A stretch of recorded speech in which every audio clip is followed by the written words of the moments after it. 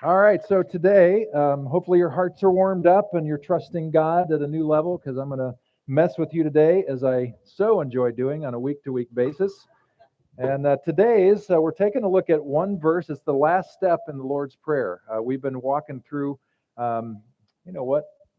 I don't want to ruin anybody's sight lines. I mean, you're looking at me, that ruins your sight line, but I want to make sure I make room for you to see. This is the last week we're doing on the Lord's Prayer. We've been following the Sermon on the Mount and borrowing ideas and insights from a book called Following the Call all year long. We're going to wrap that up at the end of 2025. Got some cool quotes for you today, a little longer than usual. So here's how the layout's going to go. I want to introduce you to this idea of deliver us from evil, from my experience growing up in a Christian church. And then we're going to hear some insights from an Aramaic scholar who understood the ancient language that Jesus spoke and what it meant, and then his culture, what it meant for them and his day and age, which is different than probably most of us have been accustomed to. And then we're going to hear insights from a Catholic priest who lived his life from the late 1800s to about 1968. He has some brilliant insights on thinking about the subject of evil and what do we do with it and how do we dance with it because it is a dance. And then I have an awful Bible story to tell you, but it is a very important one that has a lot to teach us. So that's where we're going today. Before we go any further, though, would you join me in a brief prayer? So take a deep breath, if you would. I just want you to recognize where you are.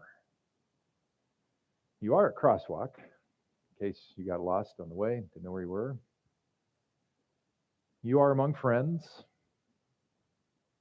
You're among people who are here together for the same purpose of growing together, being wooed, called by the love of God to come together in community, called to stretch our minds, our perspectives, learn more about what it means to serve,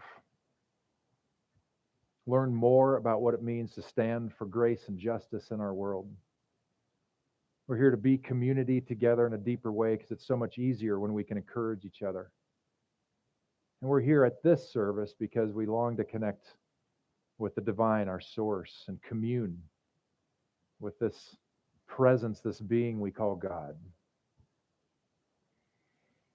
And so, God, you've already welcomed us here. Now we welcome you here into our hearts, into our lives. As much as we are able, we give you freedom to speak into our lives and our very being. In so doing, we inherently trust you, that you are a God of love who seeks well-being for all, including ours, that to encourage us toward health and well-being, you're not afraid to nudge us, give us insight with maybe a difficult truth, and maybe we don't want to see, but that's a part of love, and you are willing to do it. So we thank you, God, that we can trust you, that we can trust your nature to be loving and kind, that your essence is shalom, your end goal is shalom, and your means from beginning to end is always, always shalom. May your shalom permeate this space here together. I ask this in the name of Jesus. Amen. So I grew up in a Christian church. I was a pastor's kid, so you bet I grew up in church. And I learned this prayer, the Lord's Prayer, from a very early age, memorized it, mumbled it along with all the other people in the churches that I belonged to. And when it came to this line, which follows, lead us not into temptation, deliver us from evil, the deliver us from evil for me was always like, God, come rescue us from the mess that we're in. That was sort of the intimation, is there's evil in the world, God, you deal with it. Be the superhero right now and handle it. After 9/11, there was a well-known evangelical pastor and writer who I deeply admire. He's a brilliant writer and helped so many literal millions of people grow in their faith. And he wrote a prayer to kind of express what he was feeling and what he believed that a lot of Americans were feeling and a lot of Christians were feeling. And the title of the prayer poem was, Do It Again, Lord. Do it again, Lord. And the gist of the poem or prayer was, like you did in the Exodus event of old, do it again. Which means, God, we've got these evil people that are oppressing us right now, and we need you to come in and pull off a magic show like we've only seen in the times of the Exodus. We need you to overpower the one who has just hurt us and wounded us. That was the tone of it. Lord, do it again. Come in your power, come in your justice, and wipe out the people who just caused us so much pain and suffering. And frankly, at that time in my life, just as a human being who lived through the horror of watching all that coverage, and I'm sure you're the same way, there was a part of that prayer I just so agreed with. I was like, yeah, I'm pissed. I can't believe what happened here as Americans, and we're frustrated. We want to see justice served, you know? But at the same time, there was another part of me that was like, I'm not sure that's exactly the right prayer. Because there's a part of that prayer that is sort of like the prayer that the people who were behind the attack in the first place were praying. As we're praying, God, get rid of the evildoers. Somebody else somewhere across the world for a long time was saying those same prayers about us. God, help us get rid of these evildoers. And so that cannot be the way we think about this entirely. In no way saying that 9/11 was appropriate or justified. Don't hear that. But maybe there's a different way to think about deliver us from evil than just simply calling out to God and saying, God, you deal with this. This is your problem. It's too big for us. And so that's why we need to take a look at the original language that Jesus used. Just to remind you, the Bible was not written in contemporary American English. It was written in Greek centuries and centuries ago, and Greek does not translate well into English. That's why you have so many interpretations of the Bible, hundreds of interpretations of the Bible to choose from, because of all those different choices to be made. But Jesus, while he may have been familiar with some Greek, he didn't speak Greek like his daily language. He spoke Aramaic. And Aramaic does not play nicely with Greek. So you have lots of translation issues, not just for word, but meaning for meaning. Furthermore, the Aramaic language comes from an Eastern culture. Greek, the Greek culture is a Western culture. We see the world differently. And so that Eastern culture comes into play when we think about anything that Jesus says, which for most of us, because we live in the Western world, is somewhat foreign to us. And so you may hear some new ways of thinking about this prayer and this particular line today that you'd never thought of before, because why would you? We live in the Western world, where the God's up there to come down and save the day down here. But we see an entirely different take here. So I apologize ahead of time. There's lots of quotes to get through today, but there's juicy stuff that I didn't want you to miss. I am going to invite you to say Neil Douglas Klotz's poem prayer rendition of this one line in just a moment. But hear what he has to say here in this next line. Hopefully I'm in range now. Okay, I'm not. Give me a space bar, somebody. Very good. Give it to me again. And you're in charge of following along, Dar. All right. So here we go. Neil Douglas Klotz, he's an Aramaic scholar. The Aramaic word bishna does refer to evil, but in the Hebraic and Aramaic sense of unripeness or inappropriate action. The roots point toward a sense of what delays or diverts us from advancing, as well as a sense of inner shame for not producing good fruit, the right action at the right time. Next slide. Patson could be translated loosen the hold of, give liberty from, or break the seal that binds us to. Do not let us be deluded by the surface of life, but neither let us become so inward and self-absorbed that we cannot act simply and humanly at the right time. The prayer reminds us that sometimes our ideals, including those of holiness, peace, and unity, carry us into the future or the past and make it difficult to be in the present where help is needed now. I want to read that sentence again. The prayer reminds us that sometimes our ideals, including those of holiness, peace, and unity, carry us into the future or the past and make it difficult to be in the present where help is needed now. What does he mean by that? Well, we're guilty of it. I'll say that. When we think about the past, we think about the good old days. That one person once said, "It ain't as good as it used to be," and it never was. We fantasize about the good old days being better than they were now, but that just means we haven't paid any attention to history. But we glamorize it. We pretend that it was better and that we're at a worse time now. And so that's part of what he means, being stuck in a past that's now gone. It doesn't exist anymore. And sometimes, especially in a more classic Christian tradition, we're so hyper focused on what's going to come. We're so focused on heaven, the future, when it's all going to be okay. And it will be. But we're so focused on then that we forget about our life now. Sometimes we get so callous about now because we're so focused on what's to come that we don't give a whole lot of rip about today. I remember many years ago, I was talking about how as people of God, as caretakers of stewards of creation, that we need to be better stewards of the environment because it is ours to be in charge of. We're the beings with the most power on the planet to make changes and all that stuff. And I remember a visitor said to one of our folks who they knew from previous life, said, "Well, it doesn't really matter what we do with the environment because it's all going to burn to hell anyway when the end time comes." That was sort of the idea. Why do we care?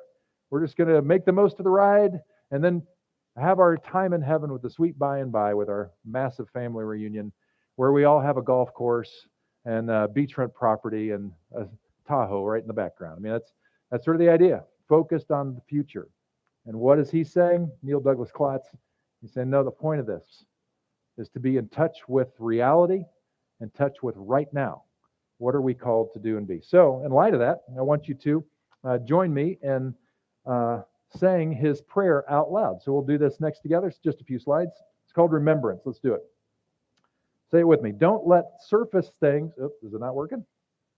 Should just be the space bar, unless it's frozen. Hey, all right. Join me. Don't let surface things delude us, but free us from what holds us back from our true purpose.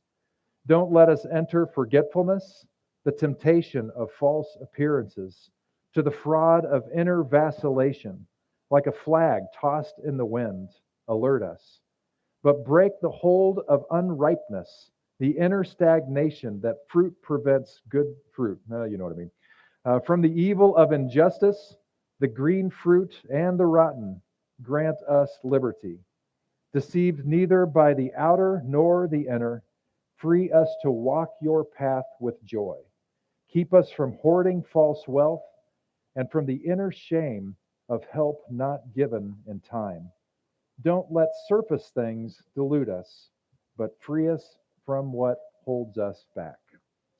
So, a Catholic priest and academic and writer, Romano Guardini, he has a very long quote. And I'm sorry for giving you a very long quote, but he has so much to say, I don't want you to miss it. An evil that is oppressing me now does not come out of the blue. It comes from words that were spoken before, from ineptitude, negligence, and evil deeds of the past. The wickedness of the heart takes tangible shape in the world. It becomes distilled into evil and emerges to confront someone somewhere else in the form of scandal, hindrance, or an oppressive atmosphere. The evil I have to contend with is a distillation from past evil that comes from others or myself. This evil then enkindles further evil, which bears new seed of evil. One arises continually out of the other, and so the evil chain is unending.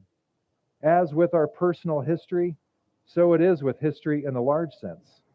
Wars are not started by the force of nature, but by the selfishness everywhere, by hardness that thought only of its own advantage, by indifference to the fate of others, by greed for power, by vainglory, by inordinate ambition, by greed for possessions, by the mysterious urge to oppress others, to torture, to destroy. When the last war started, its force had been accumulated from the wickedness of millions of hearts, from the evil and the depths of the human race. He's referring to World War II. The suffering that oppresses humankind everywhere confronts the individuals as universal evil. It does not originate. Here we go. Next slide. We catch up on this. I didn't edit this very well. The suffering that oppresses humankind everywhere confronts the individual as a universal evil. It does not originate from the earth or from the necessities of nature, but from humanity. When we ask ourselves whether the earth has room and bread for all, there can be only one answer. That answer is yes. There's plenty of room and plenty of bread for all. Nevertheless, many have neither room nor bread, because the real evil does not stem from nature, but from the coldness and hardness of selfishness, the negligence of the indolent, thoughtlessness of the superficial, and pleasure loving. Therefore, the petition, deliver us from evil, means grant that the rightful chain reaction may be broken by which evil continually arises out of wickedness and, in turn, engenders new evil. How can we break the chain? His final part of the quote. But universal evil can be broken only in each heart that gives itself to God and undertakes to care that love's will be done. True, a tangled skein of evil exists, but to be entangled in it is not blind fate. Redemption has come to all and can be realized in each one. The freedom of the children of God can be awakened in us from God, and the power of the redemption emanating from liberated hearts can penetrate the chain of universal evil. If you fell asleep in the first couple slides of that, basically what he's saying is our problems don't just arise out of nowhere, but they are built on decisions made from the past. The problems that we see today in our country and the division that we have didn't arise just in the last year or in the last 8 years, but in the last 400 years of seeds of evil growing into fruition and good people not doing the right thing at the right time. Listening to Neil Douglas Klotz's idea of unripeness. People did the right thing at the right time, the ripe time. And then to recognize that we have a part to play in this unfolding of history. Will we, in our negligence, sow seeds of next year's evil, or will we listen to the voice of love and shalom, do the ripe thing, that is shalomi, that will break the chain of evil? There's a story that exemplifies this phenomenon really well. And it comes out of the Old Testament, the Older Testament, out of 2 Samuel, starting in, really, the context starts in chapter 13 and goes to 18. All this, by the way, including later on, I will put Gunger's modified lyrics to Amazing Grace on my blog, which I'll publish at 11 o'clock. The poems, all these quotes, you can go back and look at on our website, so you can find that stuff. But this is a story. I think I've only talked remotely about it and not fully about it twice in my 25 years here. One time I told most of the story. Well, another time on Father's Day, I may have shared a little bit about the story. And the reason why is because it's rated R, and it's extremely violent and painful and could be triggering. So if it is, I apologize for that. The story starts with King David, a man after God's own heart, as he is called, and yet we know he is a deeply flawed, very real human being. His oldest son, Amnon, and by the way, he may have been a man after God's own heart, but he lived around 1000 before the Common Era, right? 1000 BC. And at that time, it was appropriate and encouraged for men of wealth and royalty especially not to have just one wife, but many, many wives. And David had many, many wives. And he had many, many children. And those children had step brothers and sisters. And so you have his oldest son. His name was Amnon. And Amnon had a crush on Tamar. Unfortunately, Tamar was his stepsister. She apparently was beautiful, and he could not get his mind off Tamar, and it drove him crazy. He wanted her, and he wanted to figure out a way to have her. And a friend of his had an idea. Well, why don't you pretend to be sick, really sick? And the king will come and ask you what can be done. And you just simply request to Dad, hey, could you send Tamar in and have her make those delicious heart-shaped cakes that I love so much? It's like chicken soup, man. I mean, I just need some good comfort food. And Tamar makes it like nobody's business. He's like, all right, I guess, okay. Didn't know that, but all right. So he sends Tamar in, and she's making her heart-shaped cakes. And then Amnon sends all of the other servants out of his bedchamber. And he makes the pass at Tamar. Says, I can't stop thinking about you, and I will have you. Now, Tamar is a virgin. And in this day and age, that's kind of a kind of a thing. In that day and age, that ruined your property value. It ruined your reputation if you were not a virgin before you were married. In fact, as scholars would say, the way she was dressed indicated to everybody, wherever she would go in the palace or the kingdom, that she was a virgin. And so she pled with Amnon, don't have this thought anymore. This will ruin my life. It will ruin your life. She goes so far as to say, instead of that, why don't you go ask your father if we could marry? Certainly he will be okay with that. Because I don't know what father on the planet wouldn't want their son to marry their sister. Because that makes sense. But she's desperate, right? He doesn't want to wait. So he goes for it. And he overpowers her, and he rapes her. Ruins her. And then a thing happened, which happens even to this day. In a flash, he went from undying love and passion for this woman to utter hatred. She now represented this horrible thing that he had done. And he literally wanted her out of his sight with no thought to her care. So he kicked her out of his room. And she weeps her way back to her older brother's place. But she can't stay with the virgins anymore, her sisters. Absalom wonders, why are you bringing all your stuff here? What's going on? Absalom is her older brother, a stepbrother also of Amnon. Now, Absalom is a stud. He apparently is this incredibly good-looking person, prince of a guy. He hears what happened to Tamar, and he goes nuts.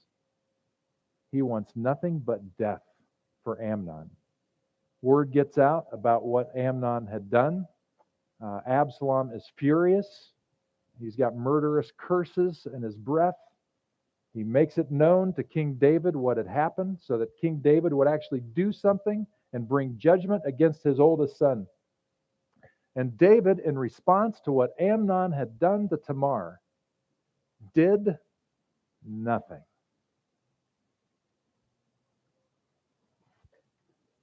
Nothing. We don't know why. Lots of reasons. If David actually executes judgment in this situation, it probably meant executing Amnon. He didn't want to kill his own son.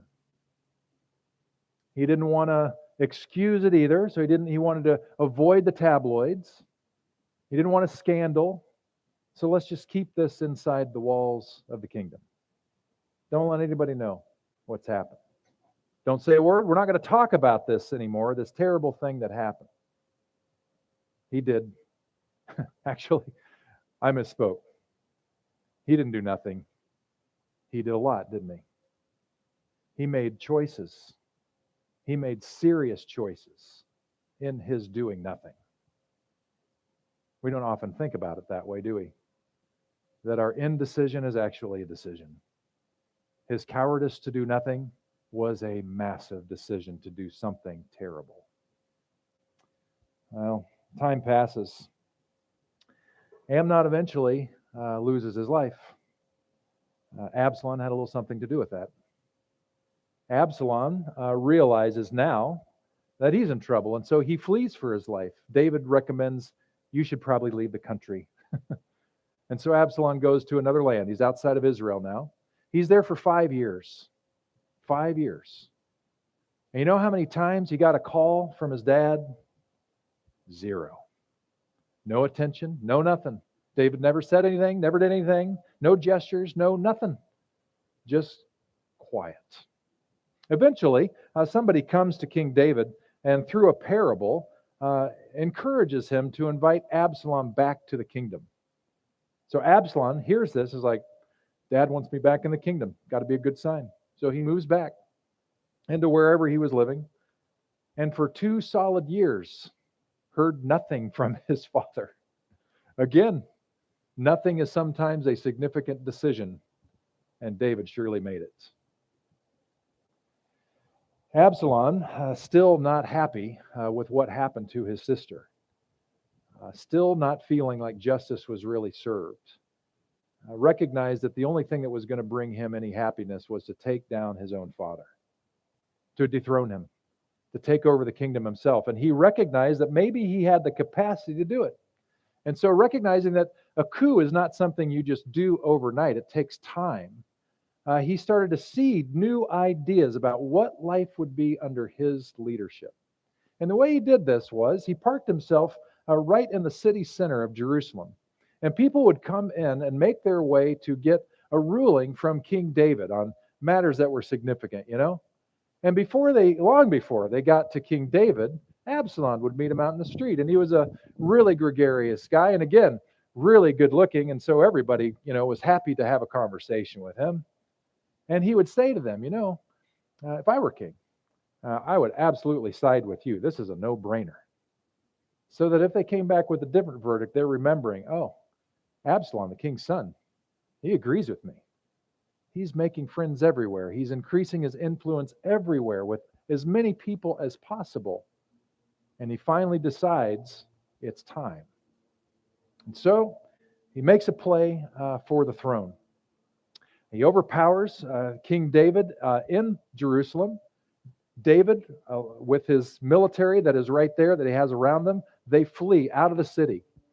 And they make their way to probably the Mount of Olives, is what the scripture says. I'm not sure if that's quite far enough away, but I guess it's far enough, just a few miles outside of Jerusalem. And they set up camp there. Absalom moves in. He's now the new king. He's feeling pretty good. But he knows that his father is a warrior at heart. And he still has a little bit of life in his bones to do something. He's not going to rest on this thing. So his advisors, he has 2 different people give him advice. One of them was probably the advice he should have taken, and the other is an advice from a plant that was there to win his way in to give him bad advice. And that bad advice was, Absalom, you need to go out. You need to lead the army on the charge to go find your dad and kill him. That way you will be the rightful king and everybody will know it. Absalom listens to this advice, gathers his men, and head toward the Mount of Olives.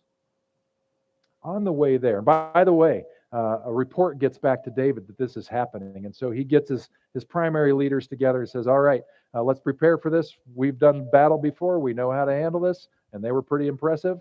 But he says to his commanders, he says, I do not want Absalom touched. You bring him here to me and let me handle Absalom. Do not harm Absalom. So Absalom, leading the charge, he makes his way into a thick forest on the Mount of Olives. And there are trees that kind of look like what's in the background here. This is an oak tree. You can see these all over Northern California if you hike long enough. They're the coolest trees. Go up near Rockville Park in the Fairfield area. You can climb on these things. They're kind of these Wizard of Oz kind of spooky trees with the arms going all over the place. I imagine this is the kind of tree that Absalom came up on. He was riding an ox, as we all do, in battle, and he's riding this ox, and he goes under this tree. Now, I forgot one little detail about this guy. If you remember Harlequin romances, Carrie sure does. Well, I don't know. No idea. You remember what was on the cover of a solid Harlequin romance book? A beefy, shirtless guy, right? I mean, looking totally buff. And let me ask, did he have short hair or long hair? Always really long hair. Well, Absalom was famous, this Harlequin romance cover guy, right, for his flowing long locks. And he's riding his ox under some lower branches. And he does the best he can to get under the branches, but the ox is pretty big. He can only do so good. And guess what happens? His hair gets caught on the branch. And the ox keeps moving. And all of a sudden, Absalom is hanging there by his hair, and he can't get off. Well, one of David's leaders and his military come upon this scene. They're like, "What have we here?" And they remembered what David said, "No harm shall come to Absalom." And they ignored it. And they killed him on the spot. That coup is over. This, by the way, was in a time in history where violence was the norm, and I don't condone, violent behavior. It's not very shalomy, but that's what happened in the story. That's not where the story ends. They find a servant girl to go tell David what happened, to give her the news. I wonder why they chose a servant girl to go report.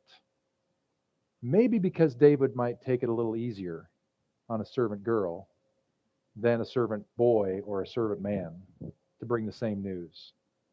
So the girl knows she's bringing good news and bad news. The good news, there's a big victory. The bad news, they completely disobeyed your orders and your son is dead. So she makes her way. David can see her coming, can tell by her expression that this is going to be good news. And so she comes and she says, "My lord, this is what's happened. The battle happened and we won and it's all going to be okay. We're going to live happily ever after." And he says, okay. But how is my son Absalom?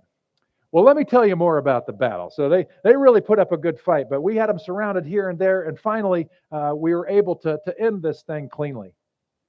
Okay. But Absalom, what about my son Absalom? And finally the servant girl has to break it to him. "Well, I'm sorry to tell you, but in the midst of this battle, your son was killed." And Absalom weeps and weeps, tears his clothing, which is a sign of grief. He's so distraught. Interestingly, I came across this animated retelling of this story. I'm guessing it was made for middle school or high school, because I cannot imagine teaching this story to children. This is one of those that Lynn and the Children's Crossing or Kids Crossing is never going to teach, right? I mean, how do you put lipstick on this pig, right? I mean, there's no way you're going to make this thing sound okay. But somehow, some way, this animation did. And the way the animation spun this at the end was, look at the love that David had for his son Absalom. He was so distraught. Even though Absalom was trying to kill him, he loved him so much because David was a man after God's own heart. So everything he did must be really sugary sweet. Let's applaud David for loving his son so much. But you know what I hear in this story? I hear a guy who is guilty of unripeness, turn after turn. Because David, too late, asked the question, Absalom, how is my son Absalom? I wonder how things would have been different if immediately after Amnon had raped Tamar, and David knew about it, and knew that Absalom was Tamar's older brother who would look out for her and protect her, now is under his household. I wonder what would have happened if, in his curiosity, David would have said, okay, yeah, Amnon, yeah, Tamar, but Absalom, how is my son Absalom doing? I got to talk to him. I got to find out what's happening with all these characters, what's happening in my family. The only way I'm going to keep this thing from getting worse, from sowing new seeds of evil that will grow in the future, is if I do everything I can to heal this thing right now before it gets worse. But you remember the decision David had, don't you? To do nothing. To do nothing. How things could have been different if David, at so many different times, and he had so much opportunity over such a long period of time to say the right thing, to do the right thing at the ripe time. But he didn't. Well, we're talking about ancient Israel, but we could be talking about the United States, couldn't we? About messes that we see right now that could have been diminished, wiped away, if good people would have done the good thing at the ripe time. if we would have handled, well, if we never would have started our rendition of American slavery, which was novel in the world. Don't ever think it different.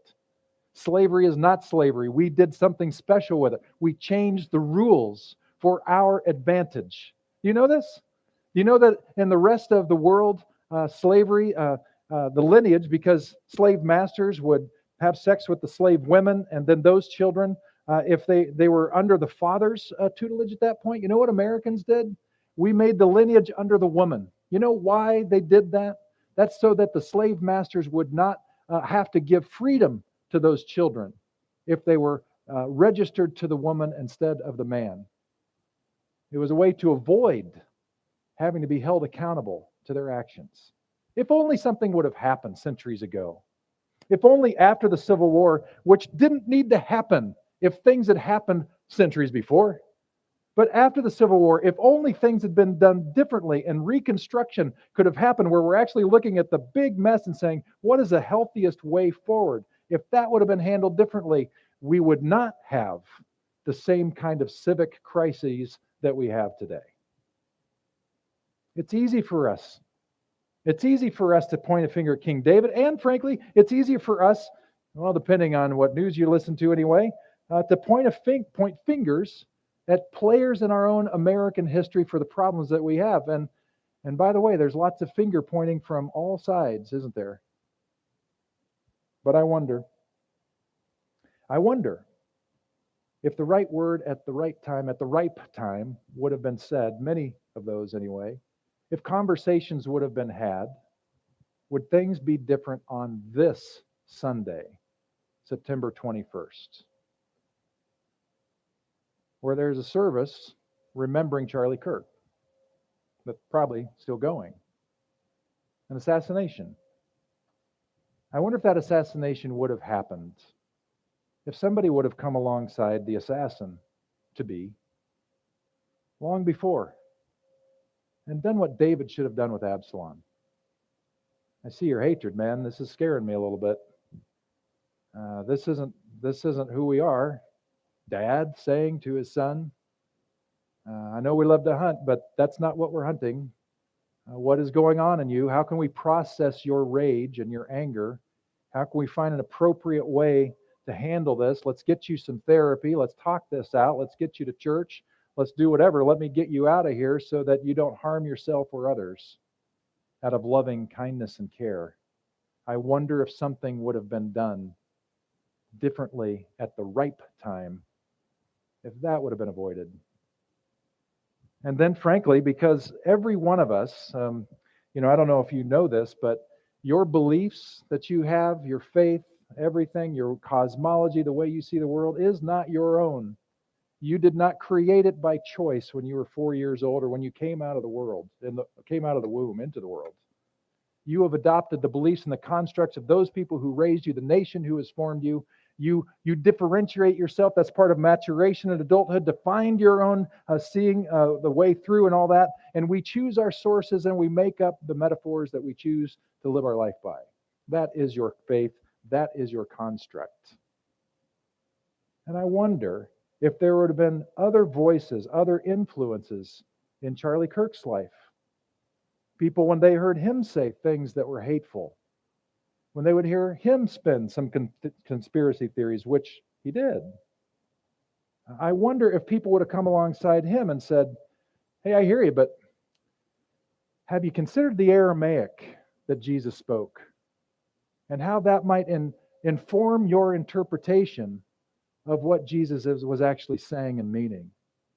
Would there be this rhetoric of hate that we're hearing? Because I'm concerned, because Jesus was all about love and grace and redemption, and I'm hearing some words and some phrases and some statements that seem to be calling for other things and aren't great.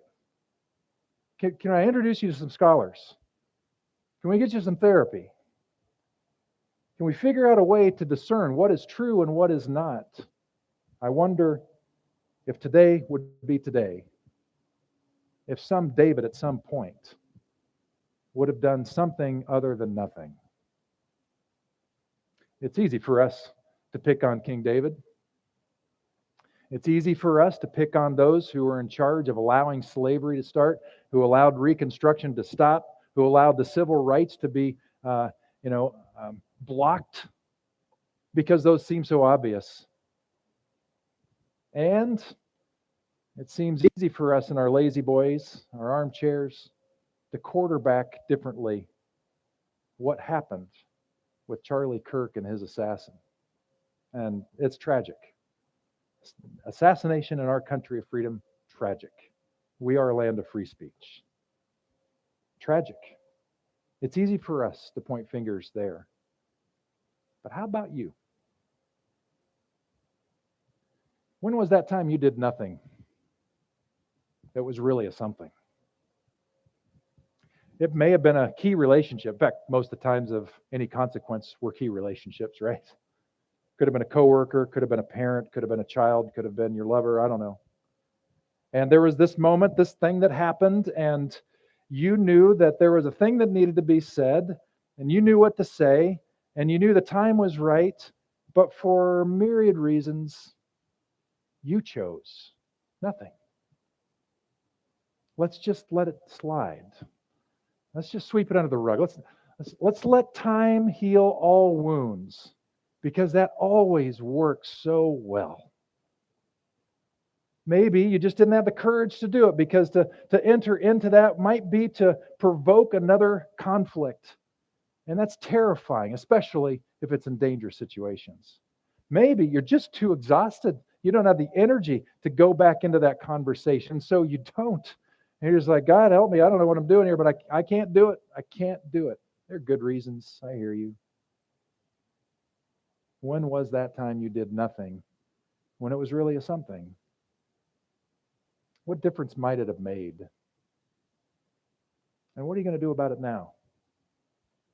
I got a feeling, if you are a human being, there might be some situations in your horizon right now where there's an opportunity to do nothing or something.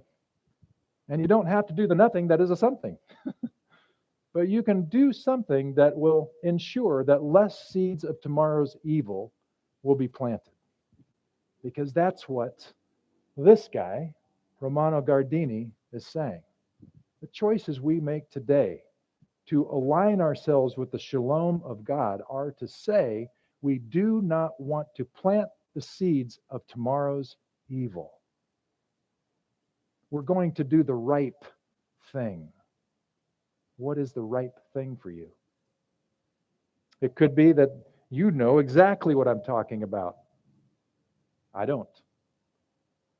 What are you going to do? What are you going to do, David? You got your Amnon and your Tamar and your Absalom waiting, wondering, what are you going to do? Do something. Do something other than nothing. What are you going to do, American? What are you going to do? Human being, father, son, mother, daughter, child, friend, lover, in that situation you're in.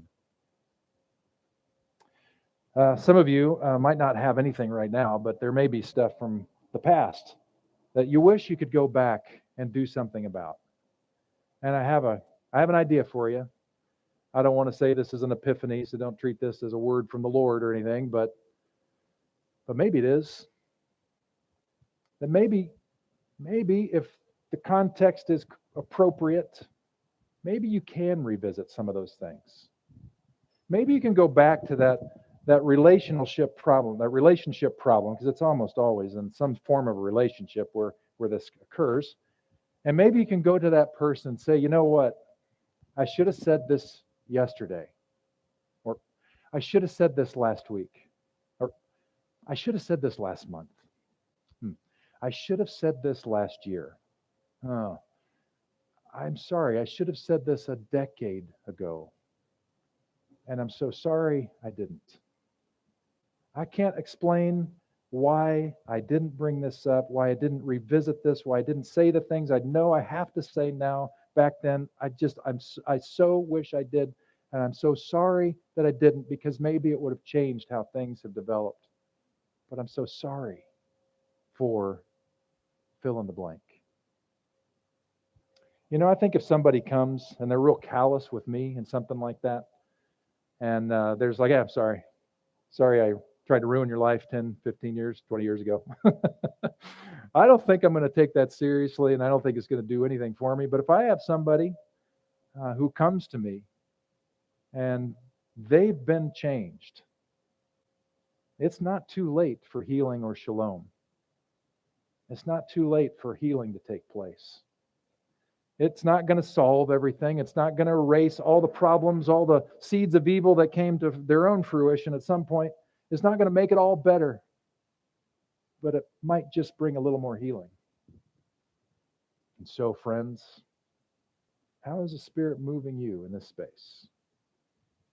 To wonder about the ripeness of the situation you're in. To not do something too early, not do something too late, but to do the right thing right now. To encourage more shalom, not less. To limit the seeds of evil that we would otherwise plant. Let's pray together.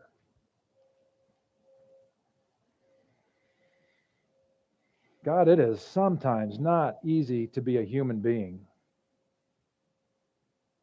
And you know this. And how wonderful it is, God, that in our struggle, your love remains steadfast, and so does your grace and mercy. It is who you are. You still are a God of justice and grace, but you are a God who loves creation and all that you've created, and that includes us. And so as we consider our lives, consider what we've been a part of, what seeds we have sown that have grown into things we wish they hadn't, situations we're in right now where we are struggling to do the right thing, to know the right thing, we beseech you, deliver us from evil. Not that you would come in and save the day, but that your Spirit would move in us and help us see ourselves, help us understand ourselves, that we would recognize our own complicity in the problems that we are facing, and that we would also be a part of the remedy that needs to happen, the healing that can come. This is what you long for, God. If we ever want to know what is your will for us in this moment, God, it is always shalom, always love. God, what does love call us to do right now? God, maybe, this just came to me, but God, maybe we've been the recipient. Maybe we're the Absalom that our father never looked after us, never wondered how we were doing, and we have held on to this unforgiveness that has turned into other things. Maybe what you're calling us to do is to recognize the humanity in the Davids in our lives and to say, hey, it doesn't make it all better, that what they did wasn't right or good, but they're human, just like you. Just like you. God, I don't know how you're moving to a person in this room, in this space, in this sanctuary we call our courtyard, but I know you're moving. And I pray that your Spirit will continue to flow. Give us insight that we need. Give us courage that we need. Give us energy that we need. Give us the tone that we need. And help us see the timing that we might do the ripe thing. I ask this in the name of Jesus, who we follow. Amen. Thank you so much for being here today. Hope you have a good day. Be sure to be praying for the Niners in about 2.5 hours. All right. Thanks a lot. See you next week.